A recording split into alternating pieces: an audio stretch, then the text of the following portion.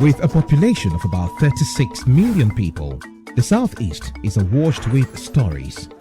Every day on Southeast News, we tell the peculiar story of the Southeast and her people. Our Southeast should be the Silicon Valley of Nigeria. Their successes, achievements, and daily challenges. Do you have a Southeast story to share? Community achievements and challenges, completed and uncompleted projects, bad roads, water scarcity, erosion, flooding, insecurity, or even disagreements? Bring it on to Southeast News. On Southeast News, no story is too big or too small. Southeast News. Let's tell our story. Showing on Signature TV every weekday at 4 p.m. WAT, 1600 hours GMT.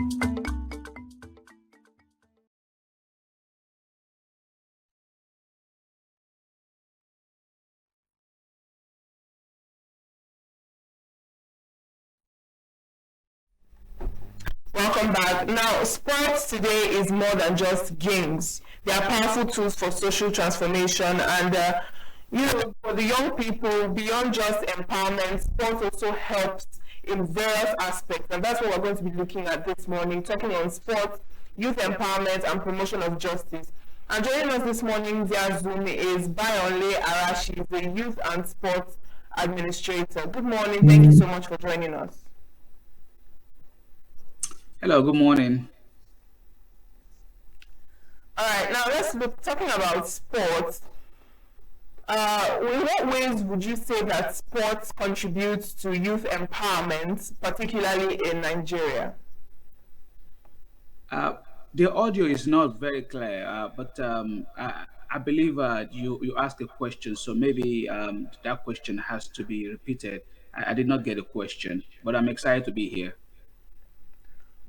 All right, I'm asking, sports, we're talking on sports, youth empowerment, and promotion of justice. Now, I'd like to know, in what ways would you say that sports contributes to youth empowerment, particularly in Nigeria? The audio is actually going in and out, unfortunately. I'm not hearing the question, and it's not giving me the opportunity to be able to answer effectively. So I don't know, maybe something needs to be done on that part. I could barely hear the question. All right, that's all right. We'll go on a short break, and when we return, we'll continue. Do stay with us. Okay.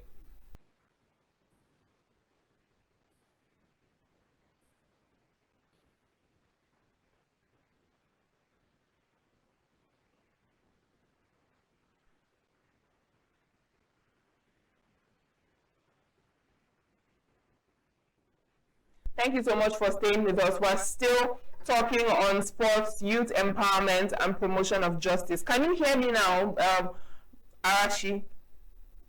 Yes, I can hear you now. All right, that is good. Now, I was asking earlier on, around the world, sports is more than just a recreation. So I'd like to know, in what ways would you say that sports contributes to youth empowerment in Nigeria? Wow, what would I say? How sport contribute to youth empowerment in Nigeria? That's a very deep question. I don't think enough it's being done, but I definitely always believe there is always a way that we can always get better. We can always go beyond where we are right now. Nigeria, a lot of people don't give the country enough credit, or a lot of credit. It's a country less than 65 years old. Of course, while some of us were also growing up, we have a lot of expectation on what the government should do and its responsibility. But the opportunity that some of us have to visit other part of the world has given us the opportunity, the chance to see things from a different side of it here.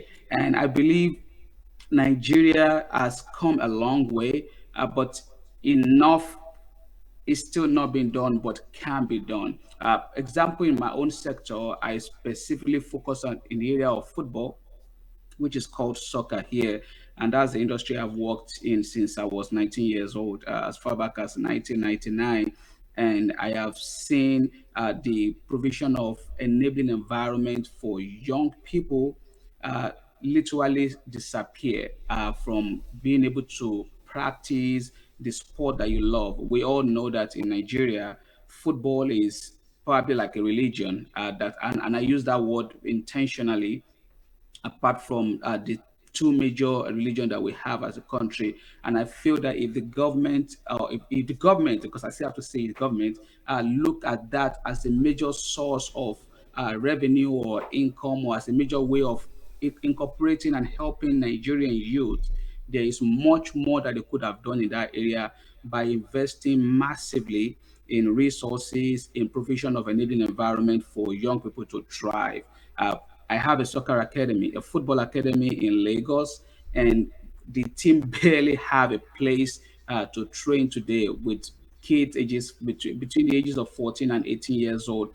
So enough is not being done, but I always believe that it can always get better. We are still a country that is evolving, and I believe government is doing its best, hopefully, to be able to. I don't want to give them too much knock early this morning. To keep getting better. I'm very hopeful for the future of the country. All right. When we talk about justice in sports, what does that mean? Like, what does it refer to? How do we put justice into sports? That's technical. That's technical. How do we put justice into sport? Well, coming from my own background as a broadcaster, and then when I transitioned here to the United States, it was something entirely different. I worked in the criminal justice system, as I'm sure you're probably aware of, and I worked with, I think, what is one of the biggest criminal justice system in the world, the Texas Department of Criminal Justice, and it's more or less a punishing system than the one that rehabilitate the young people. So that's why I said in response to my first question that I don't want to knock the country too much with so much expectation, because even with the huge population that Nigeria has, I am not aware of how horrible the justice system is at the moment. But listening to the previous interview, it's obvious that a lot is going on in that area. I always believe that there has to be structure in each of this sector to be able to help our young people to thrive rather than punish them. And sport is an effective solution that you can use to do that. You can literally just provide enabling environment, help the people that are doing something in that area in different sport that young people are playing. For example, if there are facilities where they can continue to train, they can continue to develop, and they have like a way to say, okay, after training for 2, 3 years in this sport or in this area, I can move up to this level and I can move up to this level. Maybe we'll probably start conquering the issue of crime and justice issue. We know that we have issues in all of those areas. Rule of law in Nigeria still have a long way to go. So I'm very, very careful, choosing my word carefully on how I respond to your question, in just using a word to say, okay, we can do it this way. I feel the first thing first has to be done. How can we help our young people that have passion for sport beyond education? A lot of people don't have the heart and the mind and the brain for school. What platform do we have for these people, for them to succeed in life, for them to make it out of their poverty? Because we know, as I was just checking a couple of days ago, and I saw, even though I've always known this, that 70% of Nigeria's population today, of 230 million Nigerian population today, 70% of that population are under 35 years old. That is scary. That is worrisome. And if you look at what most of our young people are doing today, we have really go down in terms of our value system. especially the fact that our young people don't have something to focus on. There is so much that is packed into that one question, but I believe that the first thing that needs to be done is to provide an enabling environment for people to thrive, empower entrepreneurs that are already working in that area to start training this young population that we have, which is supposed to be a blessing to us. But enough is not being done. All right, now you've said quite a lot, but we know that not all young people or young athletes end up making it professional. But at the end of the Absolutely. day, a lot of young people still see sports as a path out of poverty. So I'd Yes. like to know, how realistic is this perception, looking at the Nigerian context? How realistic is this perception? And for those who may not make it professionally, how can sports still be a form of empowerment to them? That's an absolutely awesome question. I love that. And the truth of the matter is, yes, we know this. Some of us know this now as an adult, but it took us to becoming an adult to finding out that the reality of becoming a professional at a certain stage is not there. For example, a typical Nigerian does not start playing football, which is the most popular sport in Nigeria, until maybe about 12, 13, sometimes 14 years old, which is more or less very, very late. If you look at it, the other way it is being done outside of Nigeria or in other part of the world, I think this is where we have to start from. I know also because I am also invested in that area. I have a football academy in Lagos since 2008, and the vision that we have for that organization is to use football as a tool to get young people outside of their comfort zone, but of course to also empower them. But knowing this reality of what you just mentioned, that it takes the odd of you making it out in that profession of football in itself is very, very low. We make it a football and vocational educational center. The person speaking to you right now, I started my career as a broadcaster after graduating from a 3 year vocational technical college in 1999. That's the realistic. After my high school education in 95, I went to government technical college between 1996 and graduated 1999, a 3 year education where I studied radio and television communication.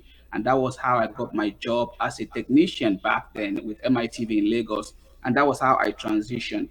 That system is still in place today. It can still be used. We can still start telling our young people. And that's why I said it is on the government and entrepreneurs to be empowered to start teaching these young people this reality that, okay, look, you want to play sports, maybe you are not going to make it, or while you are learning that sport, why not start learning a trade? Why not start learning a vocation? There are some vocations that will never go out of fashion. They will never go out. For example, even though I live in Texas, I live in the US, I drive a 12, 13-year-old car. There will always be a need for someone to fix that car every now and then. So guess what? You need, if you learn auto mechanic, how to repair a vehicle, you can never be broke in your life. You will always have a job. The clothes I am wearing that you are wearing, somebody made that clothes. All you need to do is to find an innovative way to make those things done. Find a way to learn how to sew clothes. Be a fashion designer. Be a creative one. Focus on a particular area. The industry of media today is so huge. There is so much you can do in that area. And if you insist and say it is sport I want to do, the National Sports Institution is right there in Lagos.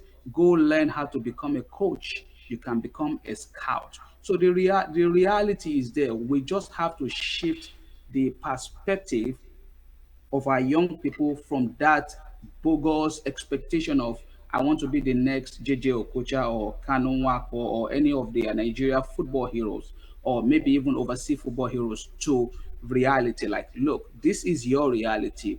you may not make it, especially if you start playing this game late in life. And that's what I think the best answer is, to start providing a different alternative plan for these young people, because they don't know.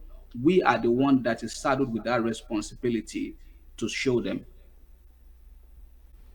All right, thank you so much. So, globally, programs like National Basketball Association in Africa and FIFA has been something that has been done so many times.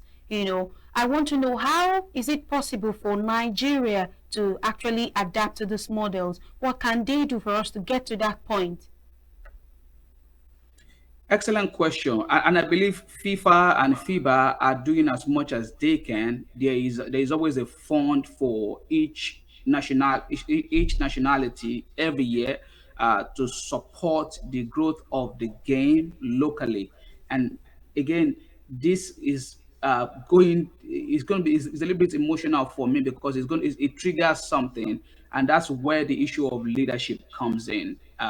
I started studying leadership myself in 2013, when the frustration really got much more bigger in me, to seeing that the biggest issue we have is not the availability of capital of the fund, is the leadership at the head of each of these organizations. For example, FIFA gives money to Nigeria to develop football every year. The big question is, where does this money go to?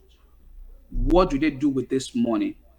If you asked a question as simple as, how many football academies do we have in Lagos, for example? How many football academies do we have in Abuja? How many football academies do we have in Enugu, for example, in the southeastern part of the country, or in Anambra, or in Warri?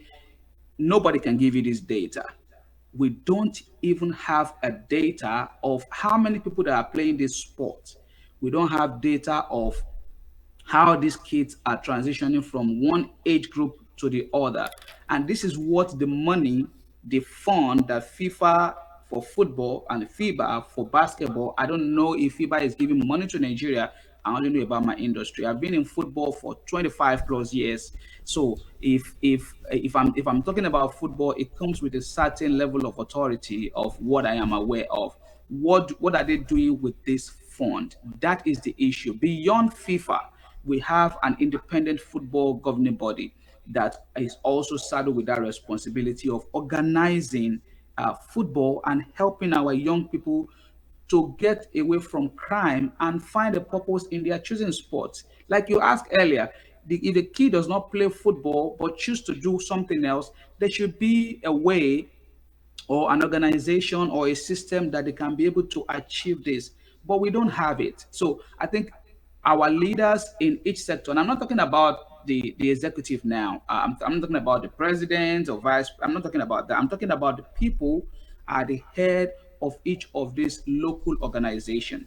What are they doing to empower young people? How are they using the money that they are being given, that they are getting? Or even if the excuse is we are not getting money, we have all these huge corporate organizations in Nigeria. I don't want to give any of them any credit. Huge organization, looking at the telecommunications sector, looking at the power sector, looking at the oil and gas sector, that the NFF can literally create a proposal, present to them, and say this is what we want to do for young people, and get money and start using it to help our young population. We have 70% of our nation that are 35-year-old and younger. What do you think is going to happen to these people in 10 to 20 years if they don't have something to do with their life?